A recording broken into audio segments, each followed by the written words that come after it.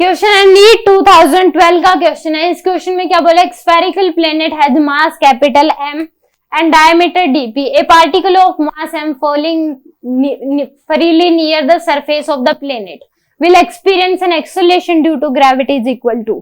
अगर एक स्फेरिकल, यहाँ पे एक स्फेरिकल प्लेनेट है जिसका मास mp है और इसका जो डायमीटर दे रखा है वो क्या दे रखा है, dp के बराबर दे रखा है।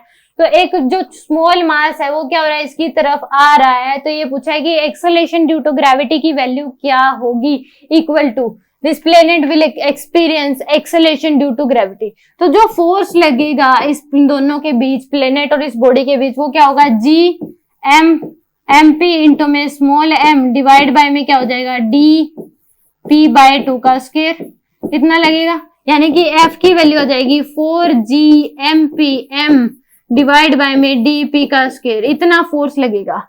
हमें पता है कि अगर ग्रेविटेशनल फोर्स की वैल्यू क्या होती है, जी की वैल्यू होती है g_m_p बाय में आर ई का स्क्वायर ही आ जाएगी आपके पास। तो यहां से ये डिवाइड में ले जाओ, एफ बाय एम की वैल्यू जो आएगी वो क्या हो जाएगी आपके पास, 4g_m_p बाय में डी का स्क्वायर, ये आ जाएगी आपके पास। यानी कि यही क्या है, एक्सेलरेशन ड्यू टू ग्रेविटी है 4g_m_p बाय में dp का स्क्वायर, 4g_m_p बाय में dp का स्क्वायर। यानी कि ए ऑप्शन क्या होगा इस केस में, करेक्ट होगा। यहाँ पे आर ई का स्क्वायर है तो मैंने यहाँ पे डायमीटर का हाफ करके ले रखा है, तो ये बात क्या हो जाएगी, यहाँ पे एफ बाय एम की वैल्यू आ गई आपके पास 4g_m_p बाय में dp का स्क्वायर। यानी कि ए ऑप्शन क्या होगा, करेक्ट होगा।